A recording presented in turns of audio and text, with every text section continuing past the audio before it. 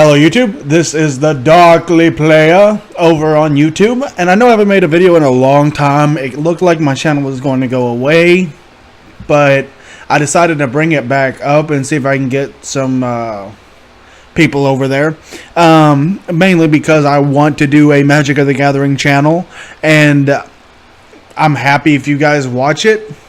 I just hope everybody has a great day, but I wanted to touch up on a subject that's been going around for some time now, and that's Puca trade. Now, if you're like me, who's never used Puca, okay, I've used Puca trade for the last 2 weeks, but before that, if you're like me, who's never used this site, and you try to look it up, there's two sides to every story, and this side of the story is one side says that pretty much Puca trade is the devil, and that it is a scam, and that it's creating a bubble. It may be creating a bubble. I don't know about that one. And then there's the other side that says it's the best thing since sliced bread. So I decided to make a pros and cons video for you guys over on YouTube about Puca trade. Now, I've been using it. The first trade that I was sending, I'll go over here and find out for you. The first trade that I sent out was Vampire Nocturnus at 481 point value on the 7th of April. And as you can tell, these are just ones that have not been concluded. So I probably started before this one. Actually, it might be better. Let's just go to my history. That's just what is out there. Now, let's see what my first day I used this was. First day, I mailed out 2 Animate Deads on the 5th. Okay, and a Doran Seed Shower on the 5th. Tainted Field Foil and Blister Grub Foil on the 5th. So the 5th was the first day I ever sent anything out. And I pretty much told myself from day one, I am going to go through this with a make it or break it attitude. I am going to mail out a ton of cards just to see what will happen. Now, the ways I did this was I used Tolarian Academy's version of mailing cards. And that's where you tape a top loader, or you don't tape the top loader in, but you fold a piece of paper around a top loader of cards and then tape it shut. And then I just put it into a mailer with a stamp. None of my stuff had tracking. Not saying that's the best way to do it, but I did it for pure studies. I did it as a trial and error, and so far I've been pretty happy. The history of this thing is that I have sent 82 cards so far with a total value of 27,249 Puca points. Now, if you do the conversion of this, that means I sent about $270 worth of cards. I have received just a little over 100. That's only because I'm still having what you would consider a bunch of cards in limbo. Because they haven't been confirmed yet that they've received them. And that'll be one of the points I make later. But to show you, I've been on this thing for 15 days. So 1 day over 2 weeks. And then I'm going to make this video. The most expensive card I mailed out was a foil waste valued at $15.99 from Oath of the Gatewatch. The next was Anissa, and then Thing in the Ice, and Olivia Voldaren, Dora in the Sea Shower, Basilisk Collars. Pretty much I did a lot of mailing out. I've also mailed out some smaller stuff like Wirewood Lodge, as you can see. But with those, that one I sent just out because I paid $0.25 for it, and the stamp was 45 cents, so I still profited about 100 points. But I tried to put together cards that are going to the same person. Like the Rootbound Crags, I sent 2 to one person, 2 to another. Relentless Rats, someone wanted 3 of them. Someone wanted 5 Shadowborn Apostles. So yeah, if you're smart about this system, it can be worth good. But here's the pros and cons I have for this. Sorry I rambled on, but I wanted to give you a little bit of my history with just the 2 weeks I've been on this site. And then here we go, the pros. Okay, the pros are, especially for me, you pretty much can trade with anybody in the country. I have mailed and received cards all the way from, I think I got some from Alaska, Ohio, California. I've also sent to places over to basically same places. I think the farthest I've mailed out was like Hawaii. Another pro is that this site allows you to uptrade. I know Tulare Community College have talked about this, but I think that it is a understated fact. Yes, some of the more sought after cards are going to be hard to find on here. Like if you go to my want list right now, you know, I'm wanting foil lightning bolts, intruder alarms, stuff like that.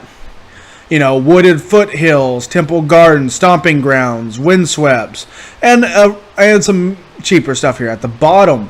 But if I go to my trades and that I go to I want to see if I can find my history of it. But let's go to receiving, because this won't show everything I got. Oh, here it is, history. Here's the cards I received. The highest point value card I received, this is back when it was still inflated, I'll talk about that much later,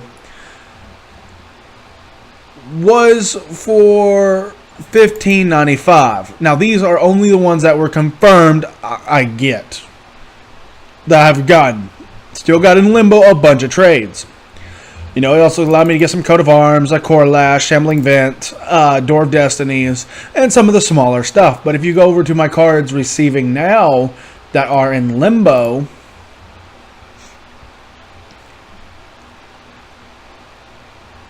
I'm sorry, this is going to be a slightly ranty video. Not ranty, but more like drawn out, because I'm trying to do all this as you guys see it. Okay, here's what I'm receiving so far. Now, we're just going to go points to the top. Sorry, the computer's running a little slow because of the added pressure from OBS to make this video for you guys. Okay, now, these probably drop down a little bit more. So, getting just freshly newer cards is a loss unless you wait a few weeks. I didn't because I really wanted to build this deck. But I picked up one for my EDH deck, but then I decided to try to go standard zombies because I want to try standard, and this site allowed me to do it. You know, I'm getting some Relentless Deads in, valued at $1,200 a piece. They're now at $1,100, so you need to watch the prices. They do jump. But I'm also getting 4 Rizens, 2 Kioras, 4 Monastery Swift Spears, Sedzis, 2 Sedzis, another Kiora. That one apparently was valued a little less than the others. I do not know why. I think it's because I added them later, or they jumped in price. So yeah, you need to watch out because sometimes these will jump up in price. You know, I'm also getting some isolated and some elf stuff and some ally stuff. Okay, now it doesn't look too impressive. You know, $1 or $2 commons and uncommons up to a $12 mythic. But if you go to my trade history and cards I've sent,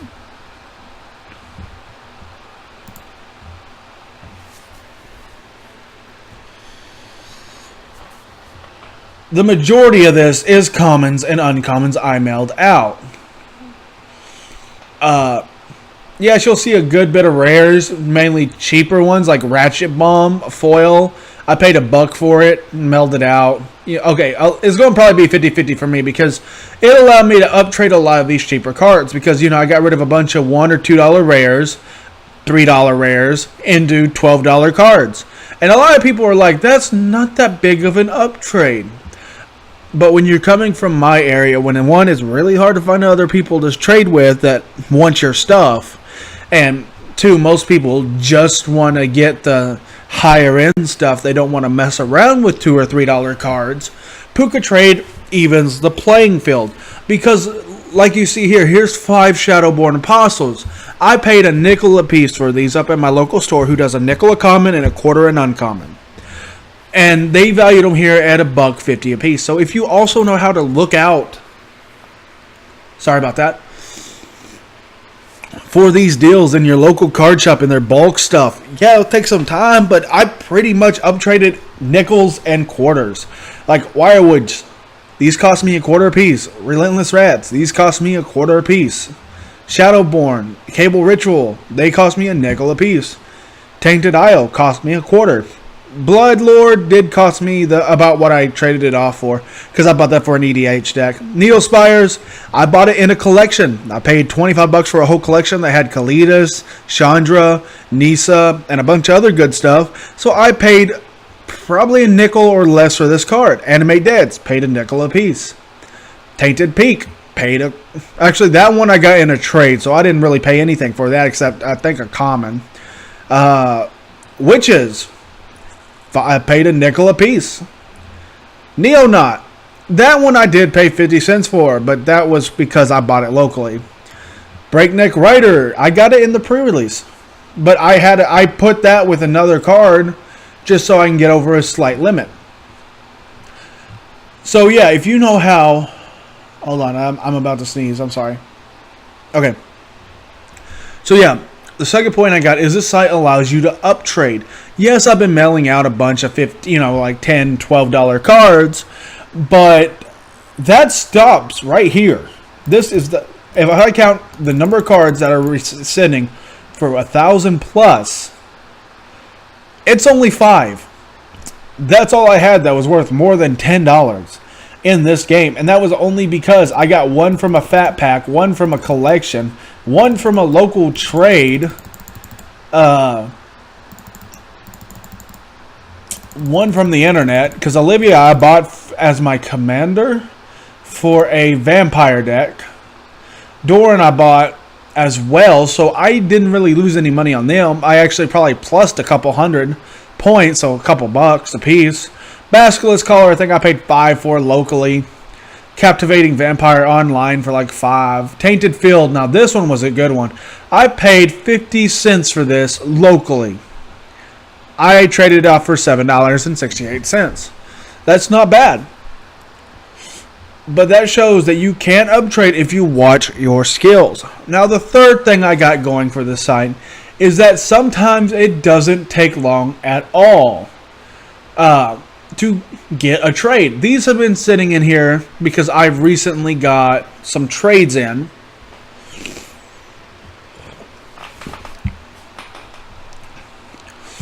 You know, the last trade that was credited to me was a Sphinx of Magosi for 648 points. And then before that, it was the Waste as well for $15.99. But I am getting another 4 Monastery Swift Spears, which are about 3 to 4. You know, these are $3.50 a piece, so they're about 3 a piece locally, and a Shard Volley. 3 Shard Volleys. Now, I know a lot of people are like, those ain't worth a lot of money. Well, yeah, they're not, but this is an uncommon that is a really good card that may just keep going up in value. I don't know. And this Shard Volley, I can't get them locally. They will actually cost me more in cash than in points.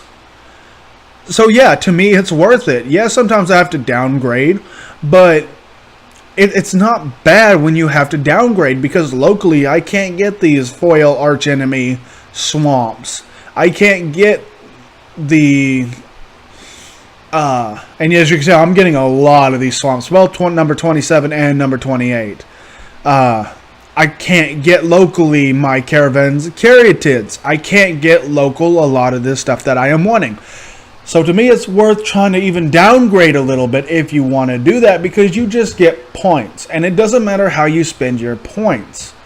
You know, I'm getting everything from elf to ally items, which is pretty fun.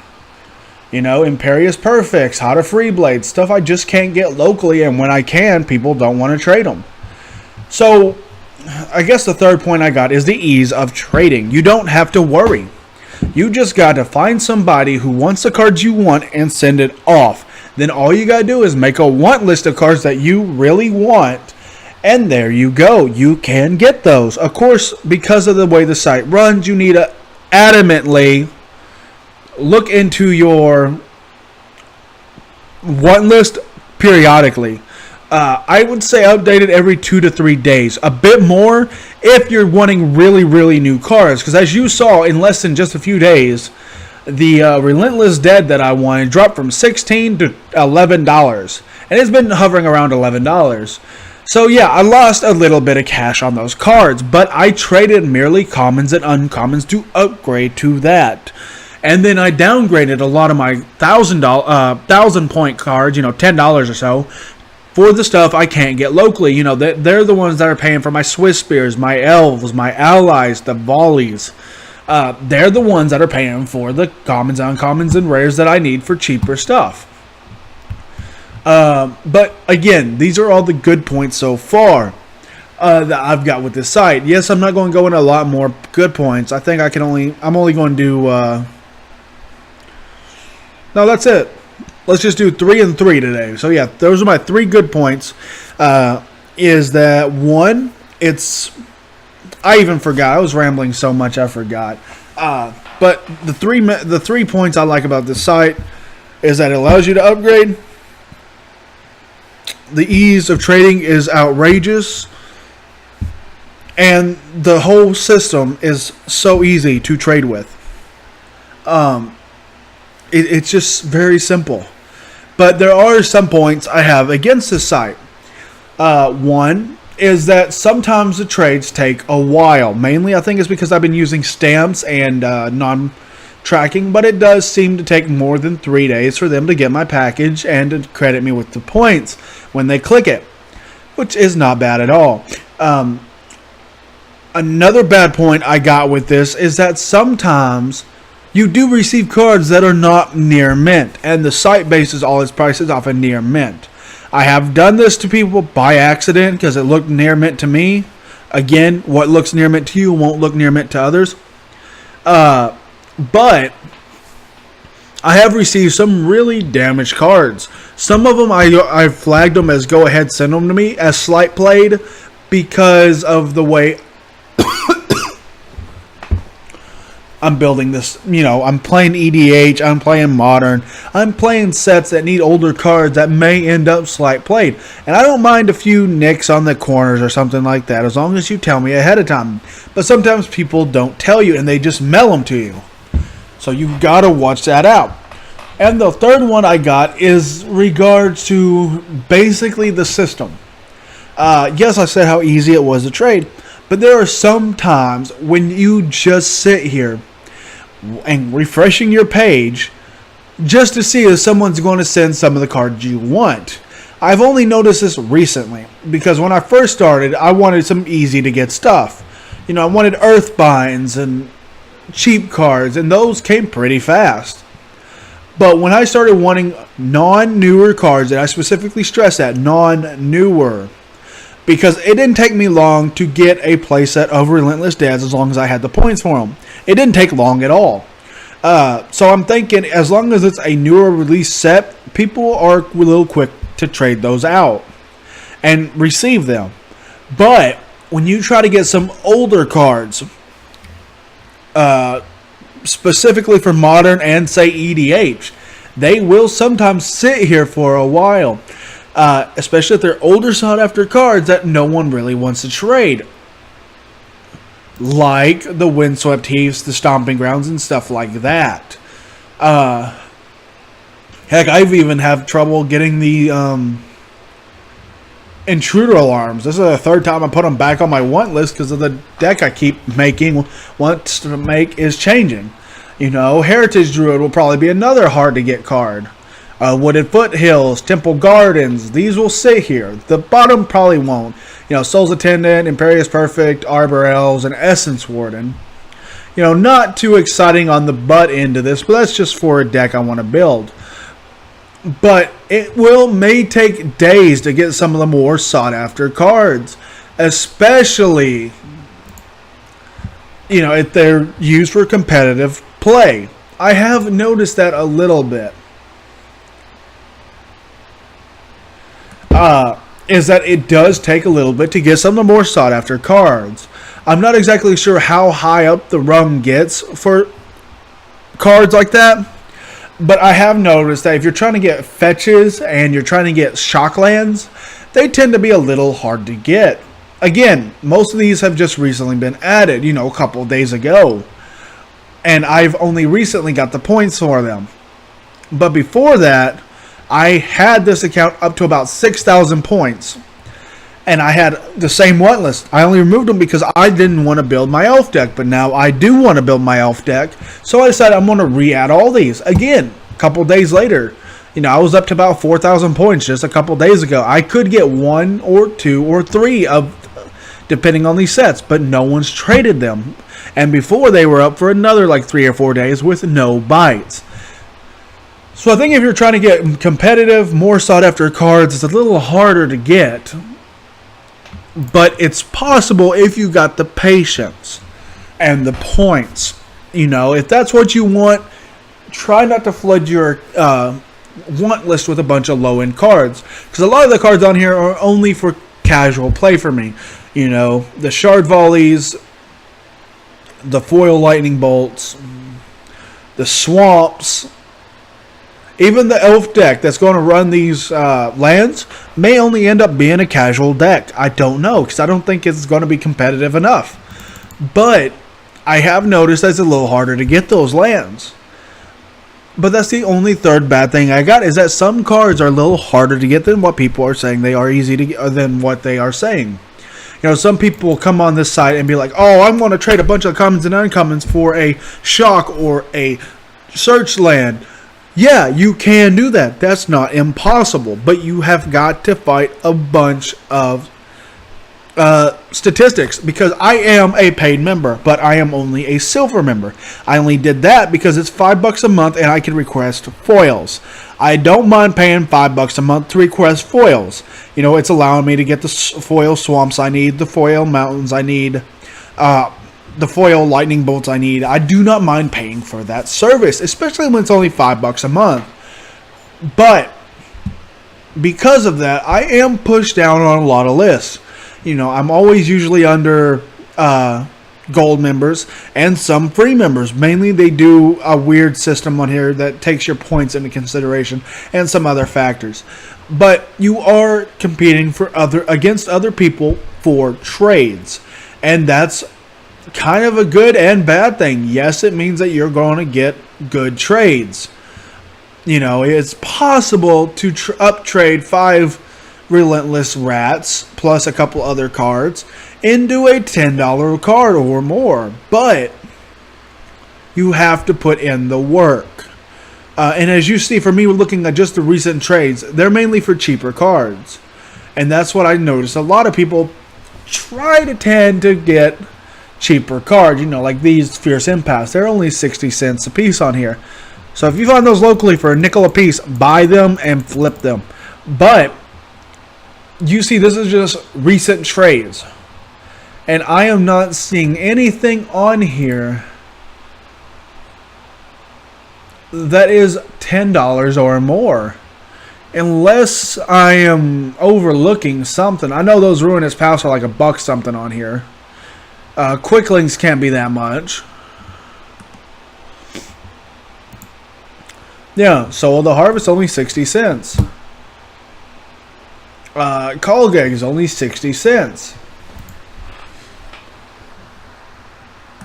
Golden something. I think that's Melancholy.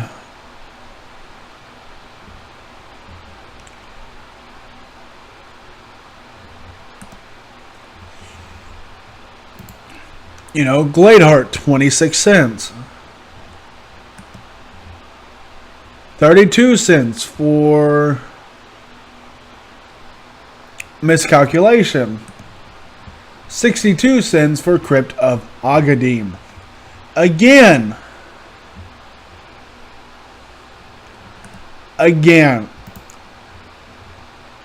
This is just the trades that have just recently happened.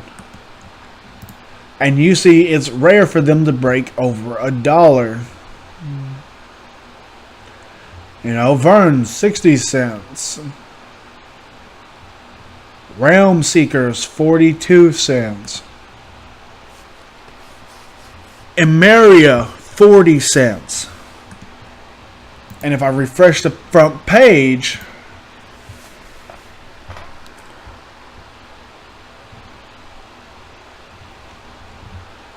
it pretty much gives us most of the stuff. But as you can see here, someone just traded a Thing in the Ice, which is one of the more expensive cards right now. It's only a $12 card, but you can't uptrade.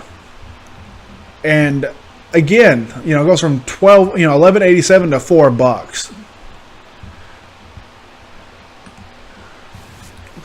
$4. Traverse is $4 pretty much. So yeah, if you look into it and do your due diligence and spend the time, and I stress that, time. This site takes time to trade up. It took me time to go search for the nickel and quarter commons and uncommons to trade up a lot of those to get some of the stuff I got.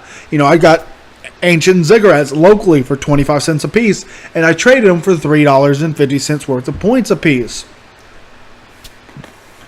You have to do a lot of time.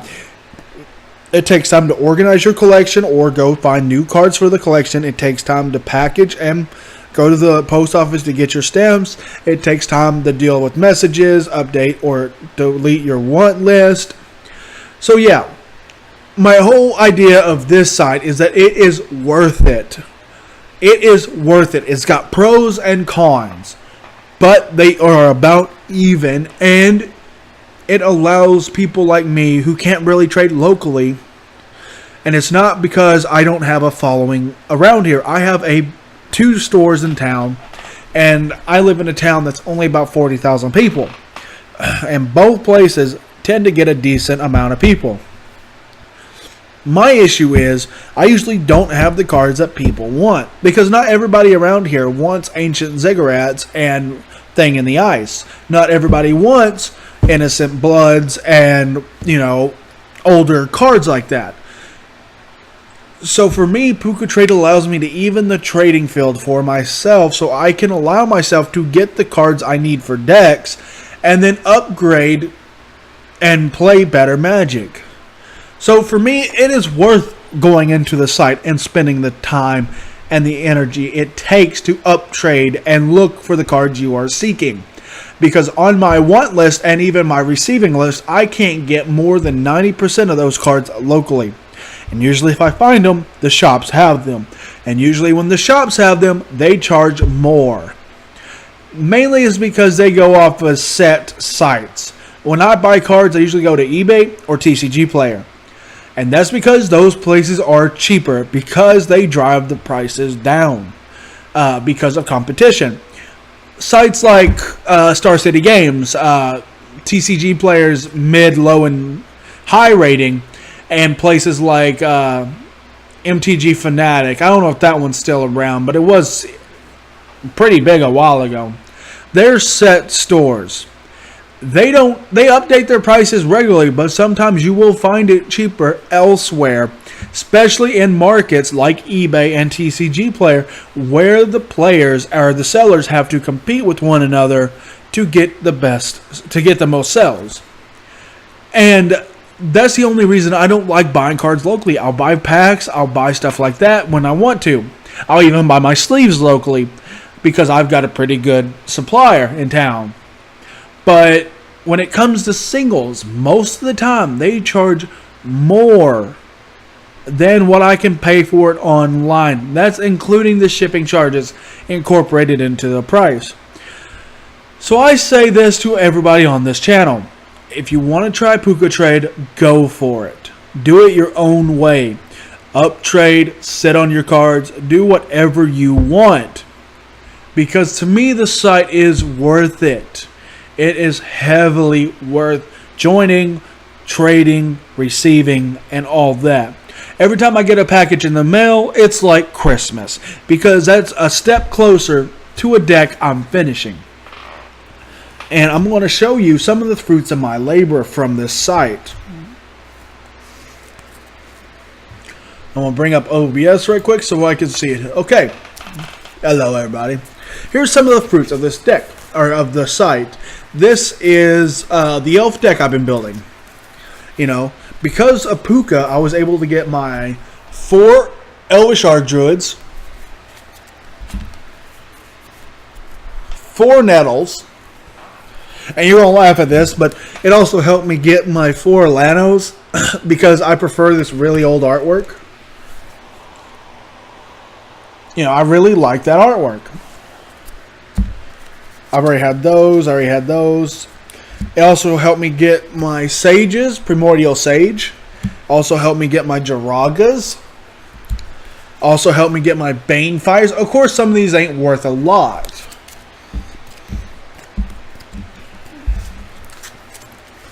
You know, it also helped me get my 1 Relentless. I'm still waiting on the others.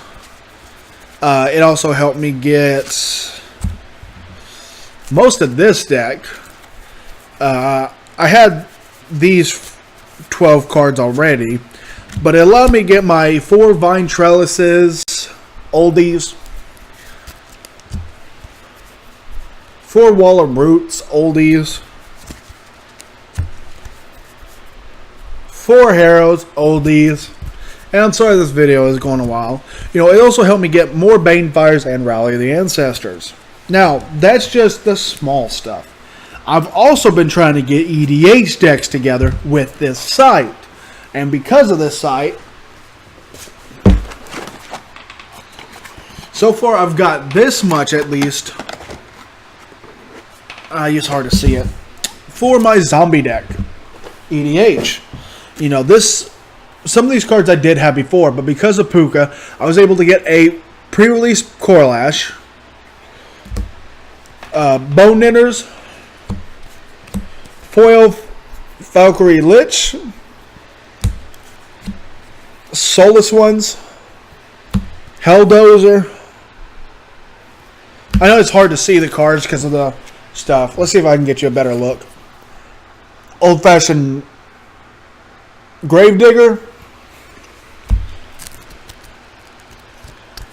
Dragscape, Infectious Horror, Foil Highbane Ghoul, Lifebane Zombie, Zombie Master, Liliana's Reaver, Cemetery Reaper. Okay, I got that locally. No, wait, no, I didn't get that locally. Gravespawn Sovereign, Corpse Harvester, Zombie Trailblazer, Dread Slaver, Zombie Apocalypse, Black Border Ashes to Ashes. When I saw that there was a black border of this, I had to get it. Of course, it's not worth much, but I got it from the site. Now, most of these other cards I already had.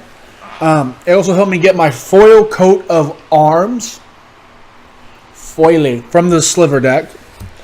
Non-foil Door of Destinies. I know I traded one off, but I got me another one.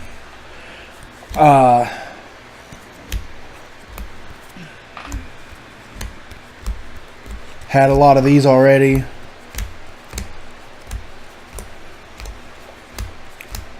Yep, had those. And I know that video took a little bit, or that showing took a little bit, but because of this site, I am able to complete decks that I can play with. You know, I'm completing my EDH Zombie deck. I'm completing my EDH Wizard deck. I'm completing my modern Elf Bane, my modern Defend Bane, my modern... I know a lot of Banes. I just got kind of a boner for that card. Because I remember back when it was in Standard, and it wreaked havoc a lot. Because once you get to 5 or more, can't be countered, can't be... can't basically stop the damage. Of course, there's cards like Leyline of Sanctuary, Sanctity, or something like that, that makes you not be able to be targeted. So granted you, yes, against decks that are running those, it's bad. But that's why I'm only running 2 of in a deck, because it's only in there for an alternative win con. Because my Elfbane deck is running an infinite combo loop with intruder alarms. But this is also allowing me to complete decks that I just couldn't do it locally. You know, I'm finishing up my Pauper Skeleton deck, my standard zombie deck, my standard white-black ally deck.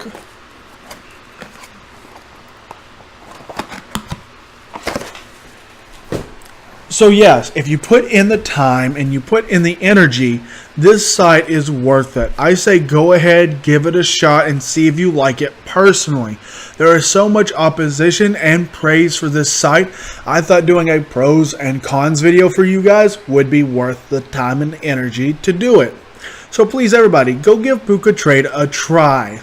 If you don't want to do it as heavy as I did, you don't have to. I just did that for my own personal gain, because I needed a lot of cards. And even then, even though my binders are still full with a bunch of low-end cards, you know, I still got a bunch of cards to trade. And that's just one binder. You know, this thing is not that full of expensive cards. I think the most expensive card I got is the foil extended art Joriun. I know it's not too exciting, but and then I got this other binder, not quite as full, but getting there.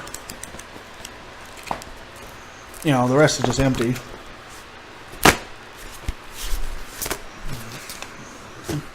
So yeah, I've got more trade bait, and I've got commons and uncommons I can send in as well that are worth a little bit.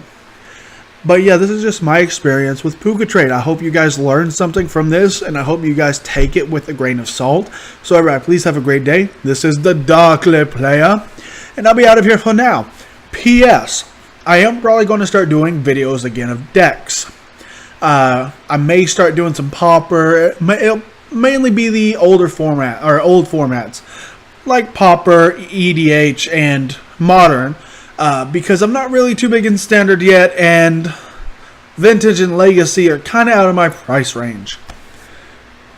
So everybody, this is the Fat Guy, and I am out of here for now.